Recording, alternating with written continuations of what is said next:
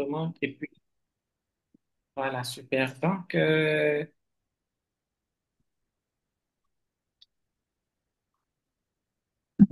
bonsoir et bienvenue à cette masterclass spéciale de l'École du savoir.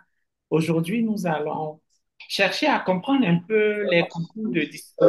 Voilà. De ce Ouais. premier semestre, nous avons deux concours, les concours de Ça discours vraiment le niveau du humoristiques bon, bien sûr, et je les crois qu'il a concours des de discours table topic. Je suis Ghislain Dongo, DTM. J'ai vu qu'il y a beaucoup de personnes dans cette salle qui ne me connaissent pas. Que ceux qui ne me connaissent pas écrivent dans le chat pour que je puisse voir. Peut-être que c'est une ou deux personnes. Il ne faut pas que je me trompe. Ceux qui ne me connaissent pas, écrivez rapidement dans le chat que je puisse voir. En attendant, je me présente. Je suis distingué Toastmaster. Je suis Toastmaster depuis, on va dire, 2014, décembre 2014, mais je n'ai pas pratiqué véritablement. C'est en 2019, en septembre exactement 2019, que j'ai repris mon bâton de pèlerin et que j'ai été constant et actif jusqu'à maintenant, sans pause, je vais dire jusqu'à ce que je devienne distingué Toastmaster en juillet 2025, c'est-à-dire j'ai juste un mois dans le grade de DTM. J'ai participé à plusieurs concours de discours. J'ai eu la chance d'arriver au sommet dans quelques concours et c'est ce que je vais vous présenter dans ce slide.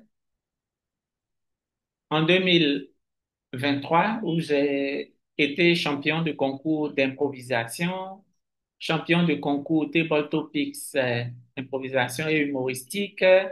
Bon, j'ai été un peu beaucoup double champion, humoristique,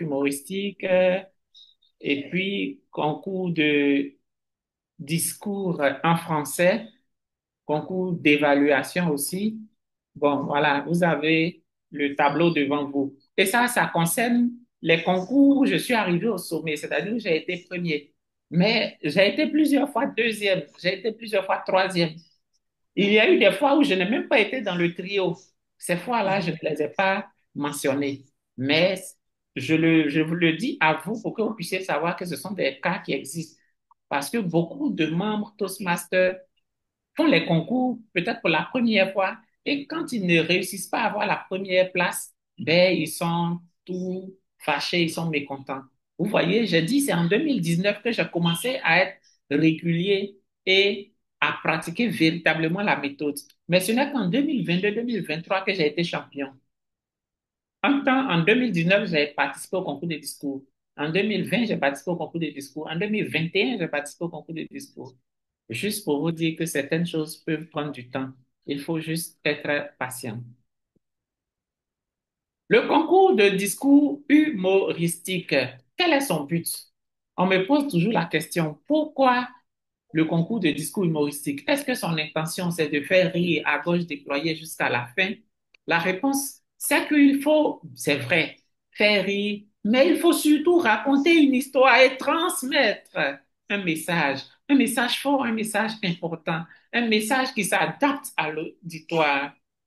Le public doit ressortir, c'est vrai, avec un sourire, mais doit avoir une idée ou une morale qui reste et qui dure longtemps, je vais dire. On va traîner un peu sur le discours humoristique et puis après, on va revenir au discours table topics. Table topics, c'est le discours d'improvisation pour les nouveaux membres. Quelles sont les caractéristiques d'un discours humoristique? Le discours humoristique doit avoir une structure claire, une introduction, un développement et une conclusion. Il doit avoir ce qui crée le rire, c'est généralement l'exagération. L'exagération. Donc, on va retenir l'exagération, l'ironie et puis les jeux de mots. Ce que vous dites de façon simple, vous ne devez pas le dire de façon simple si votre intention est de susciter le rire. Ces critères que je suis en train de noter, pour ceux qui sont là depuis un moment, on les retrouve aussi dans le concours d'histoire invraisemblable. Il doit avoir de l'authenticité, inspiré des expériences personnelles si possible, ou des expériences que vous avez vues. Parce que souvent, nous n'avons pas j'ai envie de dire, le temps pour vivre toutes les expériences. Donc, lorsque nous sommes là, on voit que ceux qui sont autour de nous vivent certaines expériences. On peut les utiliser pour raconter une histoire, exagérer là-dessus, pour que ça soit bien, pour que ça fasse rire.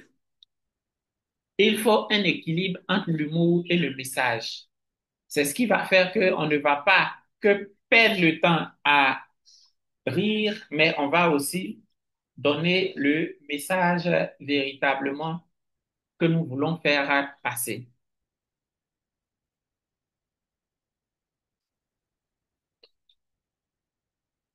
Quelques petites techniques, il y a une main levée, c'est qui, Julia?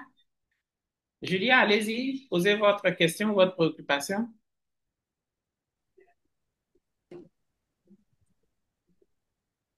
Les objets de monde pour reprendre la route pour échapper à la nouvelle menace qui pèse.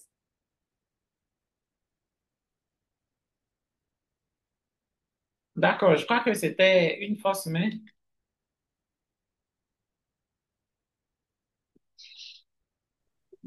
Et il a ça. Super, donc je vais continuer. Quelques petites techniques. Il y a une petite règle qu'on utilise, on appelle la règle de trois. Donc, on donne deux éléments logiques et puis un troisième élément qui est surprenant, en tout cas un troisième élément auquel le public ne s'attend pas. Je peux avoir trouvé un exemple. Je veux dire que j'allais quelque part et que je marchais, je courais, je volais même. Vous voyez, voler est surprenant comparé aux éléments logiques qui sont, je suis en train d'aller quelque part, je marchais, c'est normal, je courais, c'est normal, mais je volais, c'est un peu bizarre. Donc, pour pouvoir exagérer sur la chose, je peux utiliser ce genre de technique. Je marchais pendant que j'étais en train de partir, j'étais tellement pressé, je marchais, je courais, je volais à la limite. Ça crée une image dans la tête de ceux qui sont en train de suivre. On va avoir le langage corporel et le ton qui vont avec. On va faire beaucoup de gestes. C'est une histoire que nous racontons. Et tout ce qui est histoire, il y a, qu'on le veuille ou non, variété vocale et gestuelle à foison. Il doit y avoir des pauses pour permettre aux gens de réfléchir sur ce qu'on a dit. Je reviens sur mon exemple où je disais que je marchais, je courais et je volais. Il faut que je mette une pause pour que les gens imaginent le fait que je sois en train de voler. Parce que si je passe dessus comme une lettre à la poste, certains cerveaux ne vont pas réussir à capter le message. Donc, arrivé à ce moment, on s'est dit, bon, qu'est-ce qu'il raconte?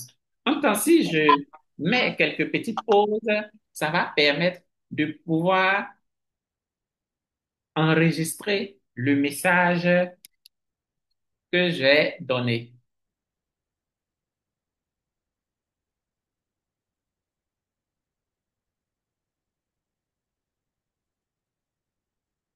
Il faut prendre des risques, oser surprendre.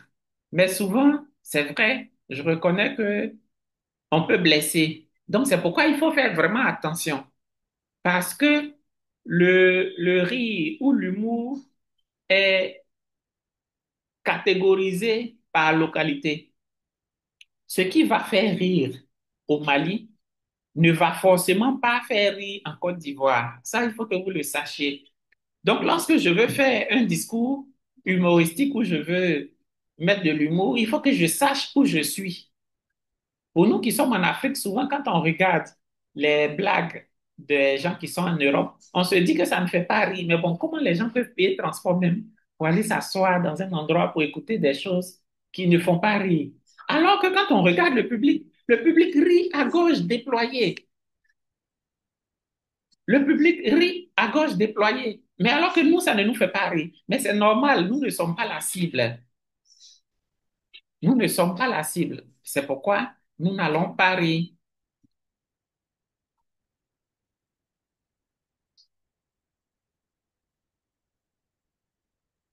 On va faire un petit exercice.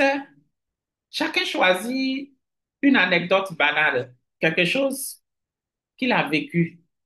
Ça peut être un retard, un repas raté, ça peut être un véhicule qu'il a emprunté.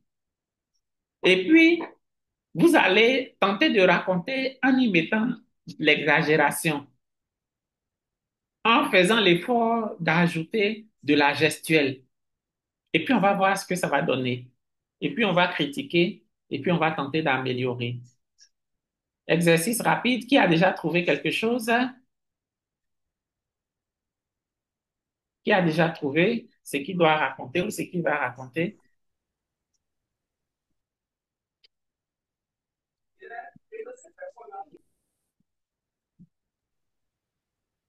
Je vais essayer. Allons-y.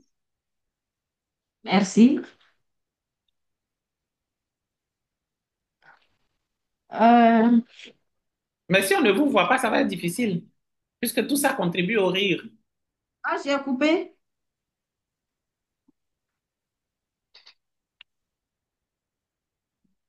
Je ne sais pas si ça va faire rire vraiment, hein. Allons-y. C'est un exercice. Alors, c'était en 1900, pardon, 2001. En 2001, et j'étais en partance pour Yamoussoukro. Et j'emprunte le cas, si vous connaissez bien, ou bien pas de publicité, MTT à l'époque. On arrive à Toumoudi, je ne sais pas, j'ai été prise de douleur au ventre et vraiment, j'avais envie de me soulager.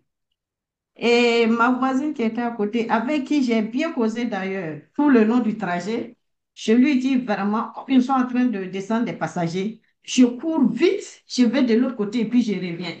Elle dit non, il n'y a pas de problème. DTN, j'arrive, le cas est parti. Le cas m'a laissé à Toumoudi pour aller à Yamoussoukro. Je sors, je regarde, pas de car.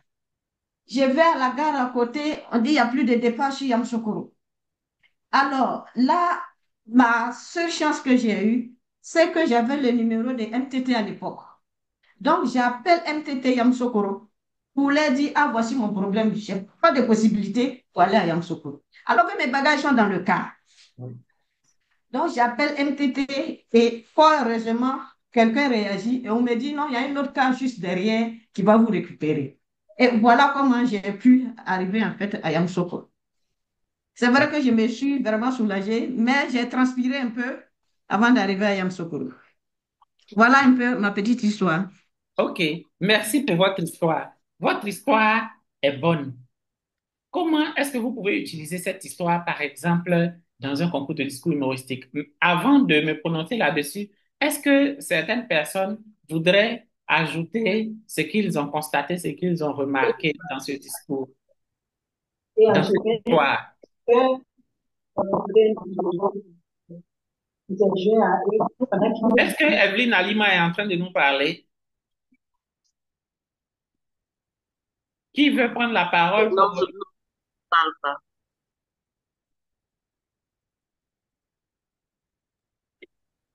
Je veux bien prendre la parole. On y va donc? Merci, distingué Toastmaster. De mon point de vue, il y avait trop de gestuels. Quand elle parlait, il y avait trop de gestuels et elle bougeait trop. Voilà. D'accord. Je laisse le reste aux autres, je dis pas tout. OK, OK. Qui a constaté quelque chose d'autre?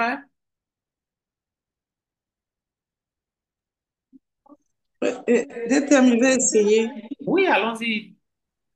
J'ai toujours eu l'envie de raconter cette histoire des héros méconnus. D'accord. Si C'est c'est pas une autre histoire, patientez qu'on finisse avec la première histoire et puis on vient à votre histoire. OK? d'accord. Donc, à tout DTM, à l'heure. bonsoir. Oui, bonsoir. C'est qui? C'est le Yéo. Toastmaster Yeo. Désolée, je ne peux pas ouvrir ma caméra, Allons-y, s'il vous c'est plaît, pas grave. pardon. En fait, je pense que, comme vous l'avez dit, elle a une super base pour faire son histoire, mais D'accord. elle n'a pas utilisé d'autres figures de style pour accentuer les D'accord. situations, pour nous Voilà. faire vivre, en fait, les D'accord. situations. D'accord. D'accord. Merci beaucoup. Oui, Donc, DTM, je peux compléter, s'il vous oui, plaît? allons-y, on complète. D'accord. Et comme elle vient de le dire, au niveau des caractéristiques que vous venez de nous donner, à l'entame, je n'ai pas senti l'exagération, l'ironie et les jeux de mots. OK. Voilà, donc c'est surtout les caractéristiques qui nous ont manqué. Sinon, c'est une base pour un discours humoristique. Merci. Merci. Donc, jeu de mots, exagération. Est-ce que quelqu'un d'autre a des choses à ajouter encore? Non, c'est bon. OK, super. Donc, voici. DTM, je peux Oui, ajouter quelque chose. allons-y. Oui, DTM, on n'a pas senti de l'humour dedans. Elle était un peu trop sérieuse quand elle racontait. Il n'y avait pas cette petite note humoristique. D'accord, merci pour votre contribution. Donc, ce qu'on va faire dans ce genre de discours, Toastmaster Achille, c'est de, par exemple, renforcer l'exagération. Déjà, dans votre cas, vous étiez en train de faire un voyage, c'est bon. Vous étiez dans un car, donc tout semblait normal. Arrivé à un certain moment, à Tumodi, comme vous l'avez dit, les choses ont commencé à changer. Donc, par exemple, comment est-ce que vous allez raconter? Ma température a commencé à changer. Le car était climatisé, mais les gouttes de sueur commençaient à sortir de mon front. Je commençais à me sentir malade. Nous étions à une pause. Fallait que j'aille me soulager. Est-ce que vous voyez un peu? Il faut exagérer sur chaque partie. Comment est-ce que vous êtes parti? La façon dont vous avez couru, la façon dont vous avez poussé ceux qui étaient devant, peut-être même en descendant, il y avait des personnes sur les marches de l'escalier du bus. Vous les avez poussés. Il y avait un enfant qui avait du mal même à peut-être monter ou descendre. Vous l'avez même injurié ou crié sur lui pour qu'il puisse quitter là rapidement. Vous pouvez même imaginer un cri pour dire, oui, quitte devant moi. Tu sais pas que ça chauffe. Tout le monde vous regardait. Ils étaient étonnés de voir une femme aussi âgée en train de se précipiter pour descendre du car. Certains même ont pensé qu'il y avait de la fumée ou du feu dans le véhicule. Mais rien de tout cela. Il s'agissait d'un besoin pressant qui vous pressait. Donc, c'est un peu ça, exagérer et puis utiliser la règle des trois que j'ai donnée. Mettre même certaines choses là-dedans qui font que les gens arrivent à un certain moment. Quand vous êtes sortis, comment vous vous êtes comporté? Qu'est-ce que vous avez vu? Votre étonnement. Tout ça, vous devez mentionner cela dans... En fait, ce qui rend l'humour, c'est la description. Voilà. Donc, il faut décrire au maximum les faits, les attitudes, les comportements et ce que vous avez vécu. On va passer à la deuxième histoire, l'histoire de Rovadert. Oui, cher DTM, c'est mon histoire. Et, bon, je vais la raconter en même temps, comme je peux. Je suis rentrée dans un car pour Yamoussoukro. Et là, avant que le car ne démarre, un homme très bien habillé selon vous, il était en veste rouge, pantalon bleu, chapeau vert.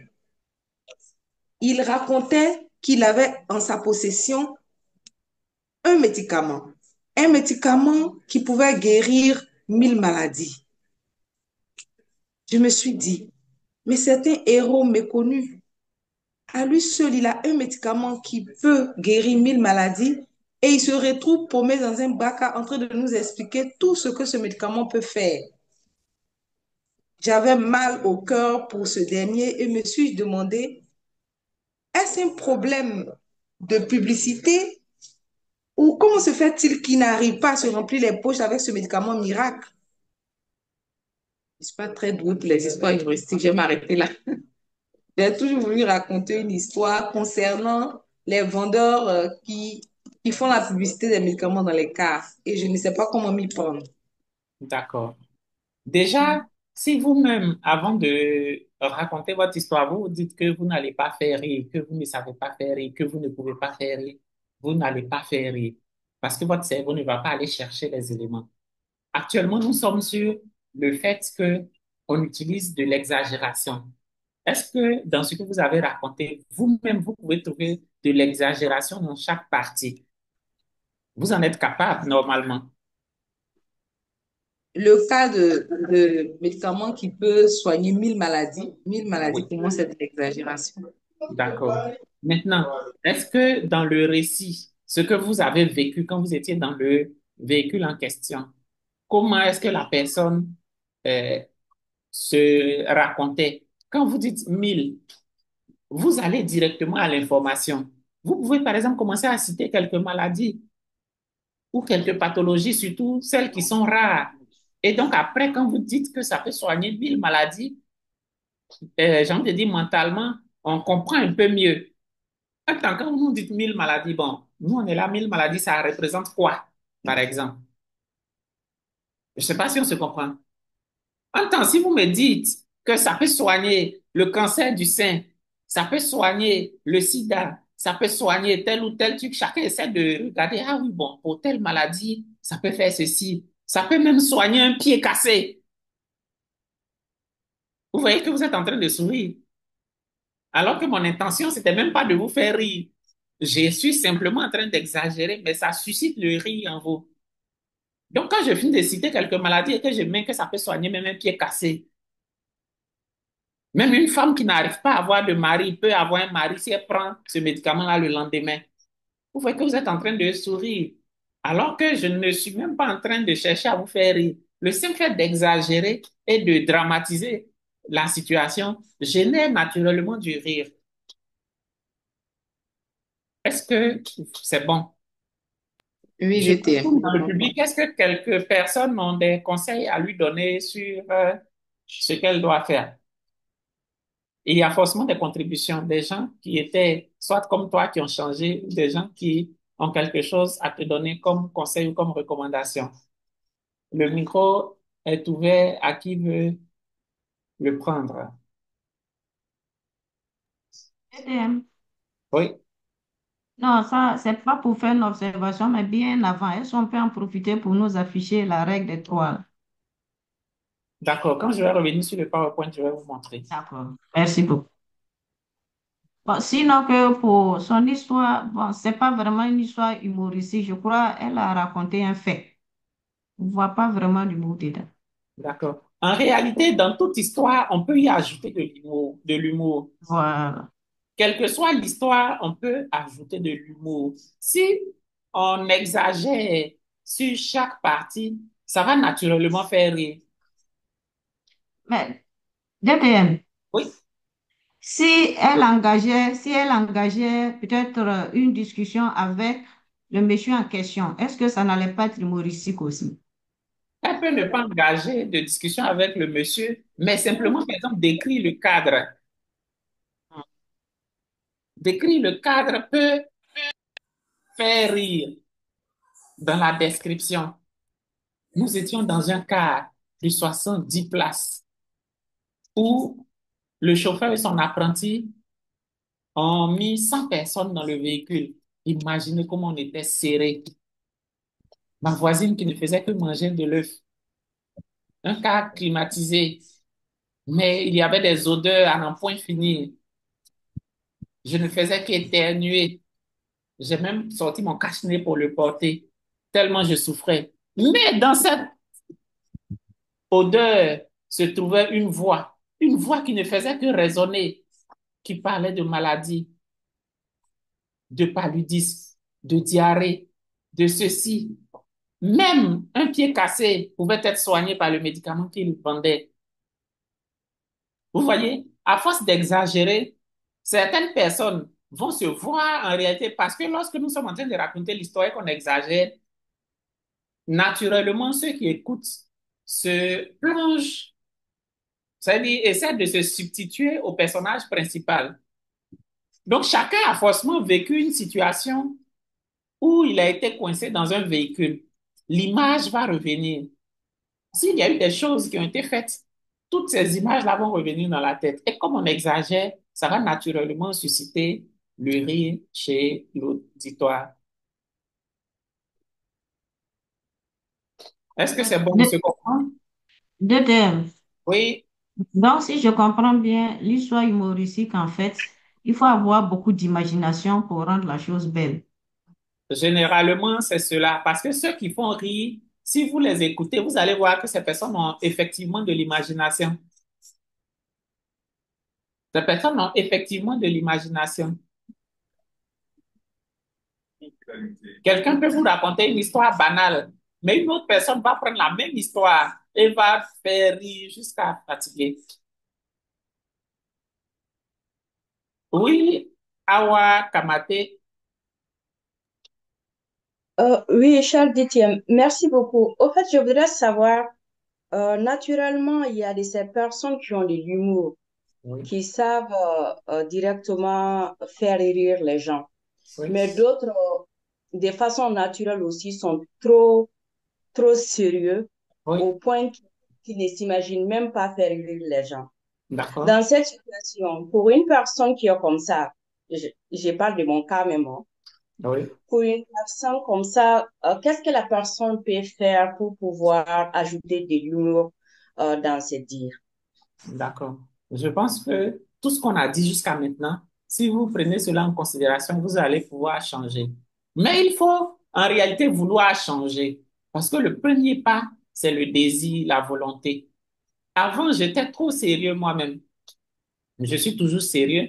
Mais lorsque je dois faire de l'humour ou que je veux ajouter des notes d'humour dans mes discours, je peux les faire facilement. Parce que quand vous allez commencer à faire une fois, deux fois, trois fois, arrivé à un certain moment, ça va commencer à devenir comme une habitude. Et ça va déclencher quelques processus en vous qui vont vous aider à pouvoir exagérer facilement, à pouvoir trouver quelque chose que vous allez venir mettre pour déclencher le rire. Et puis vous allez continuer votre discours. Donc, à vous, je vous recommande déjà de vous inscrire pour ce concours de discours humoristique. Inscrivez-vous.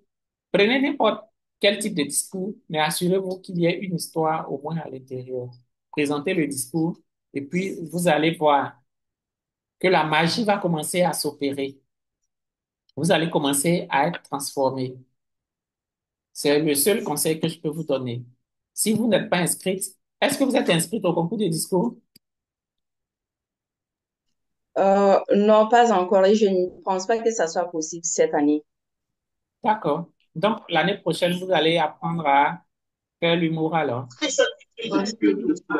DTM, bonsoir. Oui, Comment est-ce bon. qu'on fait pour s'inscrire au concours? D'accord. Les concours sont organisés par les clubs. Donc, c'est le club qui nomme un président de concours et tous les candidats s'inscrivent auprès du président de concours en question. C'est juste dit, je veux participer. C'est tout. C'est ce que j'appelle l'inscription. Il n'y a pas quelque chose comme un site où l'on va s'inscrire. Non, non, non, c'est juste dire à celui qui est le président de concours que je suis candidat et puis vous prend en considération, c'est tout.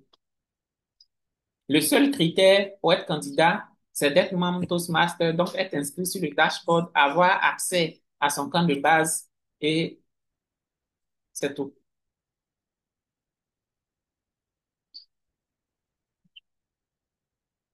Est-ce que c'est bon? Oui, Oui, c'est c'est bon, bon. DTM. Super. On attend les 3 secrets.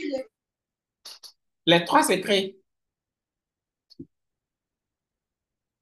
Voici la règle des 3 que j'ai remise, dont j'ai dit 2 éléments logiques et puis un élément surprenant.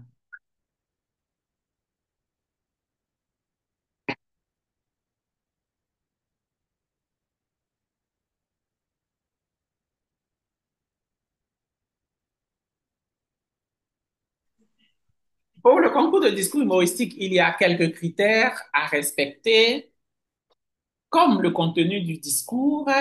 Il doit avoir une structure claire. Le discours doit être bien développé et cohérent, un message clair et utile. Vous voyez, message clair et utile. Et puis maintenant, il faut qu'on ait la réaction du public. C'est là qu'on parle de l'intérêt, on parle de rire et on parle de connexion. Et ça, c'est 55%. Certains m'ont demandé si on fait rire seulement. Si vous faites rire seulement et que le rire ne compte que peut-être 10 points, le reste des points, si vous n'avez pas, vous allez perdre. C'est pourquoi on va voir que certaines personnes font des discours qui font rire tout le monde. Les gens rient à gauche déployés, se traînent même de rire. Et puis après, on dit n'a pas gagné, tout le monde est fâché. Mais nous sommes à un concours de discours. Donc, il faut qu'il y ait un discours, un message bien clair, bien structuré et un message utile. Et puis, à côté de cela, il faut qu'il y ait, par exemple, comme je le dis, utile, donc une morale. Si je prends le cas de Damachi, dont le cas est parti pour la laisser, ce qu'on va, par exemple, recommander à la fin, c'est que si vous êtes en train de voyager, que vous êtes seul, il faut informer, par exemple, plus d'une personne et il faut informer le conducteur. Est-ce que vous voyez qu'en ajoutant cela, le message devient maintenant utile? Ce n'est pas seulement le fait qu'un véhicule soit parti pour me laisser, mais je profite pour sensibiliser les uns et les autres sur le fait que si l'on doit voyager seul, il faut, lorsqu'on veut s'absenter, informer les voisins autour pour que les voisins attirent l'attention du conducteur. Et nous-mêmes, on informe aussi le conducteur pour dire, je vais faire telle chose. Et quand vous revenez, vous informez toute la chaîne pour ne pas que vous soyez assis ou assise et puis qu'on dise, ah non, il y a une passager qui allait faire telle ou telle chose. Donc, le message doit être utile. À côté de cela, nous avons le rendu qui compte pour 30%. C'est dans le rendu que nous allons voir le langage corporel, la gestion de la gestuelle, le regard, l'utilisation de la voix, l'enthousiasme, l'assurance et l'énergie. Et le langage, c'est-à-dire le contenu, va être pour 15%. On va parler de pertinence, de messages adaptés au public, de la grammaire que vous allez utiliser. Donc, vous voyez que ce n'est pas un discours seulement où on fait rire, mais il faut utiliser une grammaire appropriée, la prononciation des mots et puis le vocabulaire, les mots que vous allez utiliser. Voici ce sur quoi les juges vont évaluer tous les candidats. Est-ce que j'ai quelques petites préoccupations sur l'évaluation?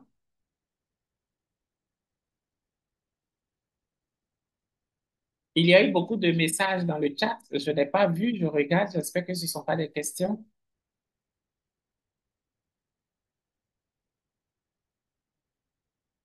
Non, il n'y a pas de questions.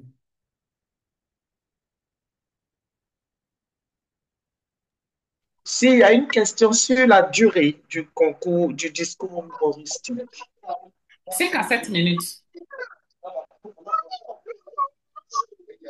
5 à 7 minutes pour le concours humoristique. D'accord, merci. Je vous en prie.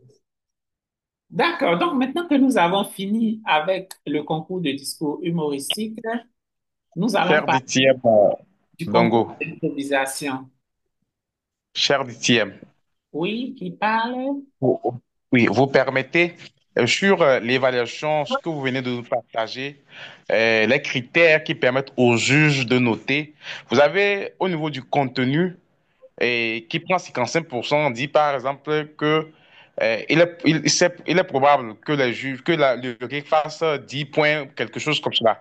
Est-ce que c'est possible de partager avec nous la fiche de notation pour qu'on puisse véritablement avoir une idée de quand je fais un concours humoristique, voilà comment on doit me noter pour que je puisse me préparer en conséquence. Merci. D'accord. La fiche d'évaluation, elle est disponible. Je l'ai synthétisée ici pour la formation. Je vais vous montrer à la fin comment et où est-ce qu'on retrouve la fiche pour que vous-même vous puissiez trouver la fiche, pour que vous n'ayez pas à demander à quelqu'un. OK? D'accord, merci bien, oui.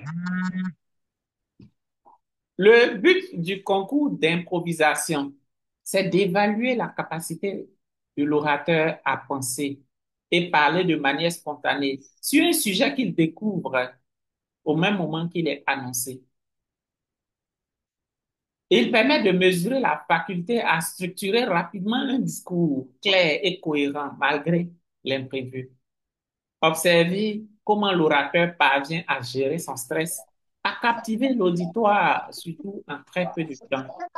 et à répondre directement à une question ou un thème qui est donné. Ce concours a pour objectif de tester l'agilité mentale. C'est un exercice mental, il faut le noter, et la spontanéité, tout en respectant les standards du discours Toastmasters. Donc, le discours d'improvisation n'est pas quelque chose de simple et de lapidaire qu'on balaye, qu'on balance. Non, non, non. C'est un discours où on va avoir beaucoup de stress. Donc, ceux qui veulent apprendre à gérer leur stress, normalement, doivent s'inscrire au concours de discours d'improvisation.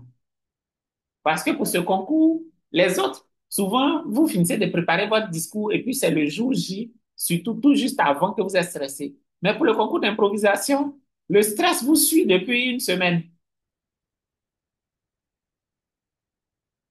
jusqu'au jour J, jusqu'à ce qu'on pose la question pour que le stress commence à quitter, enfin.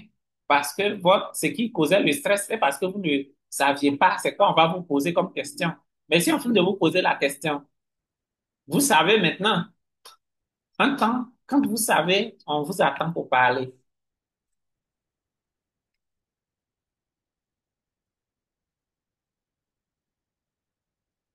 Le concours d'improvisation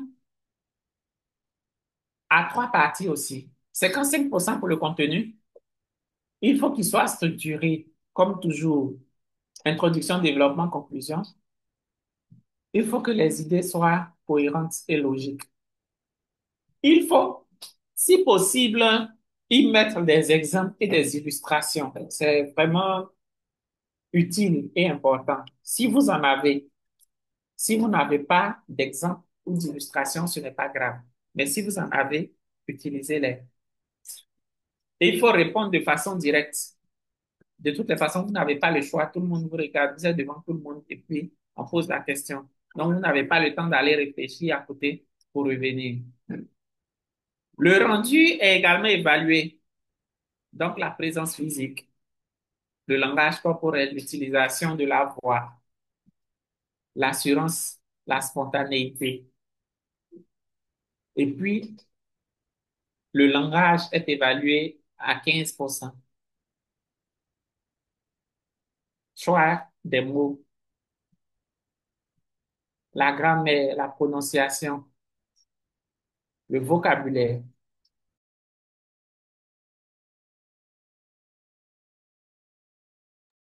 Voici les critères pour le concours d'évaluation, enfin le concours d'improvisation, le concours Table Topics. Pour ceux qui ne le savent pas, il s'agit d'un concours où on vous pose une question et vous êtes amené à répondre. Le temps, c'est entre 1 et 2 minutes. Donc, 1 minute pour le carton vert, 1 minute 30 pour le carton jaune, 2 minutes pour le carton rouge. Et vous avez 30 secondes pour terminer. Si vous dépassez les 30 secondes, vous êtes disqualifié. Le temps minimum ou le temps que si vous n'atteignez pas, vous êtes disqualifié, je crois que c'est 30 secondes. Mais si vous atteignez 1 minute, si vous atteignez 1 minute, vous êtes dans le temps. Si vous n'atteignez pas 1 minute, que vous êtes à 45 secondes, vous êtes dans le temps, vous n'êtes pas encore éliminé. Donc, voilà ce que je peux dire pour le concours d'improvisation. On va faire quelques exercices de concours d'improvisation, quelques exemples, mais je veux m'arrêter là déjà pour que s'il y a des questions, que je puisse prendre.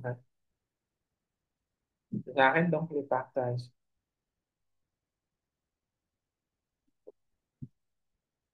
Question ou partage d'expérience?